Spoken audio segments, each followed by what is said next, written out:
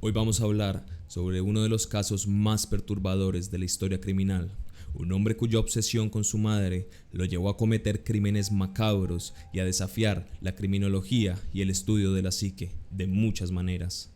Nos adentraremos en su infancia y la disfuncionalidad que marcó todos los aspectos de su vida, la que más adelante sería causante de una serie de sucesos que aún sacuden el mundo.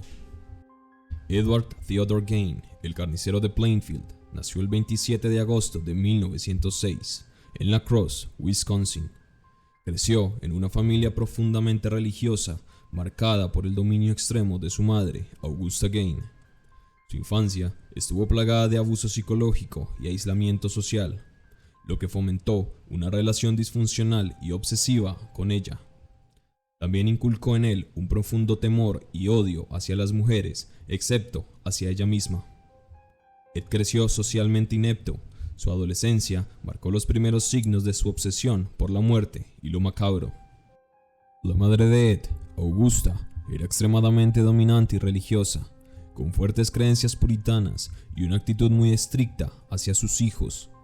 Ella consideraba que el mundo exterior era corrupto y trataba de mantener a sus hijos alejados de cualquier influencia externa, instándolos a que se dedicaran solo a la religión. De hecho, cuando Ed tenía 8 años, Augusta decidió que su pueblo natal, La Crosse, estaba lleno de blasfemos e impuros, por lo que creyó que debían mudarse a una granja en Plainfield. Aislada la familia, comenzó a cambiar. Augusta veía a los hombres, y especialmente a su esposo, como seres inmorales y débiles. El padre de Ed, George, era alcohólico y su esposa tenía absoluto poder sobre él, lo que llevó a que tuvieran una relación tensa y abusiva. Augusta estaba convencida de que las mujeres debían ser puras y que cualquier tipo de impureza o contacto con el mundo exterior era pecado. Mostró un amor excesivo y posesivo hacia Ed, mientras que a su hermano Henry le otorgaban menos atención. Ed fue educado para adorar a su madre. La relación con su madre fue tan intensa y disfuncional que con el tiempo se convirtió en el fundamento de sus trastornos psicológicos. George, el padre de Ed, era un hombre alcohólico y con pocos recursos, pues era dueño de una humilde tienda de comestibles. Nunca pudo mantener a su familia de manera estable. Debido a su adicción al alcohol, fue una figura débil en la vida de Ed y Henry, lo que permitió que Augusta ejerciera total decisión sobre la crianza de sus hijos. George Gain murió a causa del alcoholismo en 1940, cuando Ed tenía 34 años. Por otro lado, Henry, el hermano de Ed, parece haber sido más extrovertido y social en comparación con su hermano, quien era profundamente introvertido. Mientras que Ed pasaba la mayor parte de su tiempo en casa, aislado, Henry tenía más contacto con el mundo exterior. Debido a esto, la relación de los hermanos no era muy cercana. En algunas ocasiones, Henry intentaba distanciarse de su madre Augusta y de la vida aislada de la granja, lo que lo hacía una figura algo más independiente dentro de su familia. En 1944, Henry Gain murió en circunstancias confusas. Aunque la causa de la muerte fue registrada como una muerte accidental debido a un incendio dentro de su propiedad, las circunstancias no fueron claras, pues el cuerpo de Henry presentaba moretones y marcas en el rostro, lo que no coincidía con la teoría de que murió únicamente a causa del incendio. Se especula que podría haber sido golpeado o incluso estrangulado antes de que el fuego afectara su cuerpo. Estas lesiones nunca fueron investigadas a fondo, ya que la policía inicialmente cerró el caso como un accidente. La muerte de Henry dejó a Ed completamente solo con su madre, lo que intensificó su relación con ella. Augusta quedó devastada por la muerte de su hijo, pero siguió siendo esa figura dominante y controladora en la vida de Ed. Sin embargo, meses después, sufrió de una serie de complicaciones y murió. La relación de Ed con su madre se volvió el eje central de su vida, y tras su muerte, en 1945, Gain experimentó una ruptura psicológica profunda, la cual lo dejó completamente devastado y desubicado. Aislado y sin guía de Augusta, quien era su único hilo con la cordura, comenzó a llevar a cabo sus macabros actos. El 8 de diciembre de 1954, Mary Hogan, una mujer de 54 años que regentaba una taberna en Pine Grove, una comunidad cercana a Plainfield, Wisconsin, desapareció sin dejar rastro en horas de la noche. Era conocida por su personalidad extrovertida y su establecimiento era un punto de encuentro popular en la zona. La única pista que dejó no fue más que un pequeño rastro de sangre, indicando que hubo forcejeo. La última persona que vio a Mary Hogan fue un cliente que había estado en su taberna. Salió de la tienda alrededor de las 9:30 p.m., pero no informó de nada extraño, ni notó algo fuera de lo común en ese momento. Al día siguiente, su ausencia fue notada por los residentes del área. Como era habitual que ella estuviera trabajando en su taberna, la falta de presencia causó preocupación entre los clientes frecuentes y amigos cercanos. Nadie la había visto desde la noche anterior. Aunque al principio, Gain no fue considerado un sospechoso directo de la desaparición de Mary Hogan, su comportamiento extraño y su frecuente visita a la taberna de Hogan post-crimen despertaron cierto interés. Sin embargo, en ese momento no existía evidencia concreta que lo vincularan con los hechos. No habían pruebas claras de un crimen. La taberna de Mary Hogan no había sido saqueada ni mostraba señales evidentes de lucha. Las únicas pistas eran rastros de sangre en el suelo, pero no era suficiente para hacer una conexión directa con el perpetrador. Aunque Plainfield era una ciudad pequeña, el caso no logró captar suficiente atención como para forzar nuevas pistas o denuncias. La comunidad estaba relativamente tranquila y los pocos indicios disponibles no llevaron a un avance significativo, razón por la cual este fue pausado. Gain, aunque era un hombre extraño y aislado, no era considerado un sospechoso serio en la desaparición de Mary Hogan. A lo largo de los años, se mantuvo fuera del radar de la policía como posible asesino. El 16 de noviembre de 1957, Bernice Warden, de 58 años, propietaria de una ferretería en Plainfield, desapareció durante las primeras horas de la mañana, alrededor de las 9 a.m., cuando su tienda estaba abriendo. Era una mujer amable y respetada en la comunidad, y también conocida por ser la madre del sheriff adjunto Frank Warden. Para Frank Warden, el primer indicio de que algo andaba mal fue que la caja registradora estaba vacía. También encontró rastros de sangre en la tienda, lo que sugería que su madre había sido llevada por la fuerza. Por otro lado, los residentes de Plainfield notaron rápidamente la desaparición, ya que Bernice era conocida en la comunidad.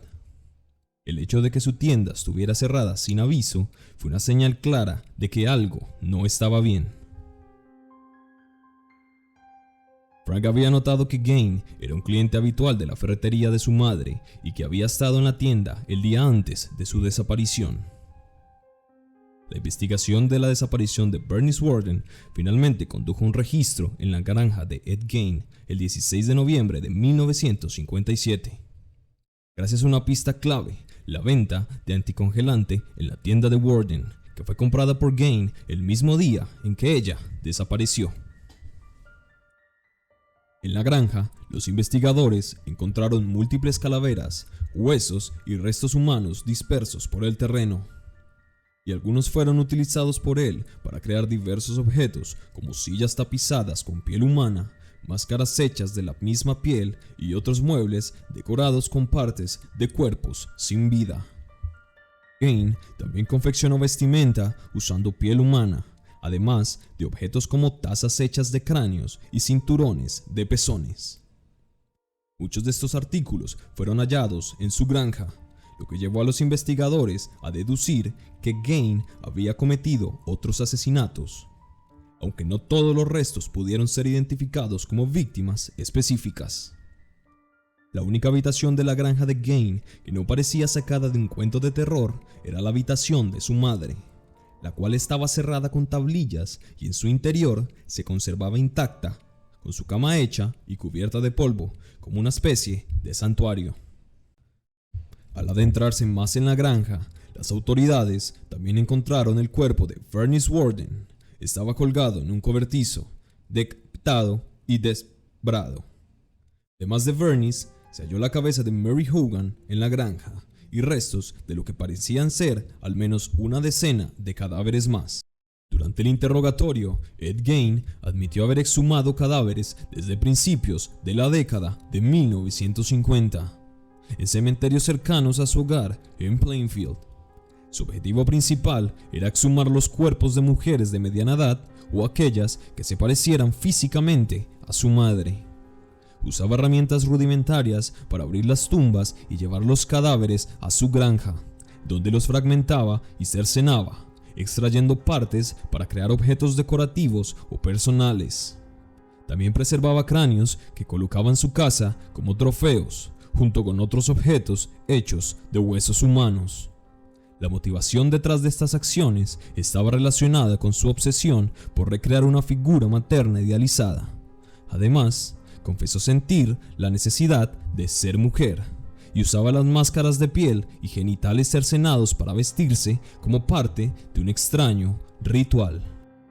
Nunca proporcionó detalles claros sobre el número exacto de víctimas y los investigadores solo pudieron vincularlo con 2 muertes confirmadas. Aunque no se pudo probar que Gein hubiera asesinado a otras personas, los restos no identificados dejaban abierta la posibilidad de que estuviera involucrado en más homicidios. Este tema sigue siendo objeto de especulación debido a la falta de pruebas claras y la naturaleza perturbadora de los objetos encontrados. Sin embargo, en su declaración, explicó que a Vernice la había matado de un disparo y luego la fragmentó, ocultando el cuerpo en su granja. También admitió ser responsable del asesinato de Mary Hogan, quien había desaparecido en 1954.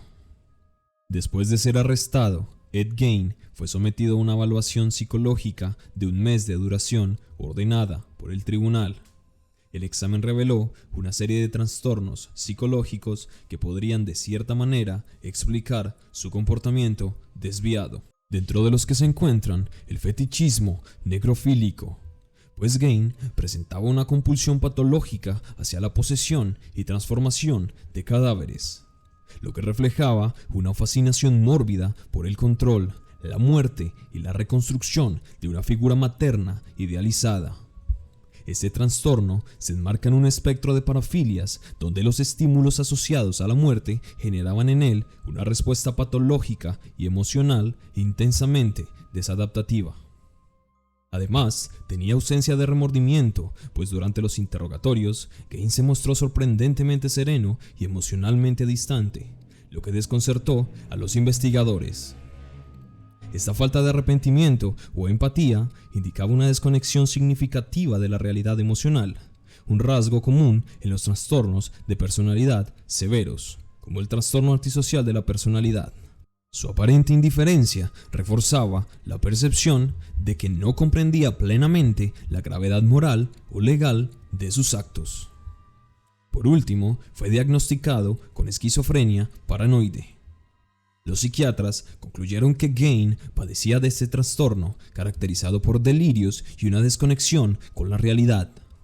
Su obsesión con los cadáveres y el deseo de reemplazar la presencia de su madre fallecida eran manifestaciones de una fijación edípica no resuelta y una profunda soledad patológica.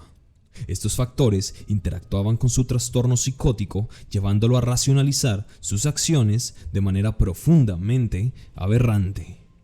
En mi opinión como profesional de la psicología, Gein no era un asesino serial y realmente distaba bastante de uno.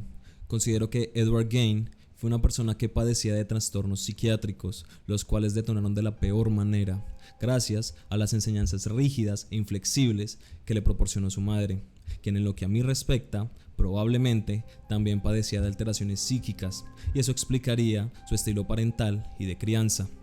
Está claro que la mayoría de pacientes psiquiátricos diagnosticados con esquizofrenia paranoide no se vuelven un Edward Gein, pero en este caso específico, trastornos no tratados y un contexto sumamente desestructurado fue la mezcla perfecta para darle vida al carnicero de Plainfield. El juicio de Ed Gein se llevó a cabo en 1968 y se centró en determinar su capacidad mental para ser juzgado y su responsabilidad en los crímenes cometidos. Aunque fue un caso altamente mediático debido a la naturaleza macabra de sus crímenes, el juicio en sí no fue un proceso convencional de corte criminal, ya que Gain fue declarado mentalmente incompetente para ser juzgado en un juicio tradicional. El 11 de enero de 1968, el juez declaró que Ed Gein era no culpable por razón de locura, basándose en el hecho de que no tenía la capacidad mental para comprender que sus actos eran criminales. Como resultado, Gein no enfrentó una sentencia de prisión ni de muerte, sino que fue internado en un hospital psiquiátrico en Madison, Wisconsin, donde permanecería durante el resto de su vida. En 1974, Gein fue evaluado nuevamente por psiquiatras para determinar si su estado mental había mejorado, pero se concluyó que seguía siendo mentalmente incompetente y no podía ser liberado. Fue internado en el hospital psiquiátrico hasta su muerte. Debido a que el juicio de Gein no fue un juicio convencional, el caso fue ampliamente cubierto por los medios de comunicación, convirtiéndose así en uno de los más sonados de la historia estadounidense, al punto de que grandes éxitos cinematográficos como Psycho, The Silence of the Lambs y The Texas Chainsaw Massacre fueron inspirados en Ed Gein. Recuerda que te habló la voz tras la puerta roja. Si te ha gustado este video, no olvides darle a like, suscribirte y darle a la campanita para no perderte ninguno de nuestros estrenos. Y que tengas dulces sueños.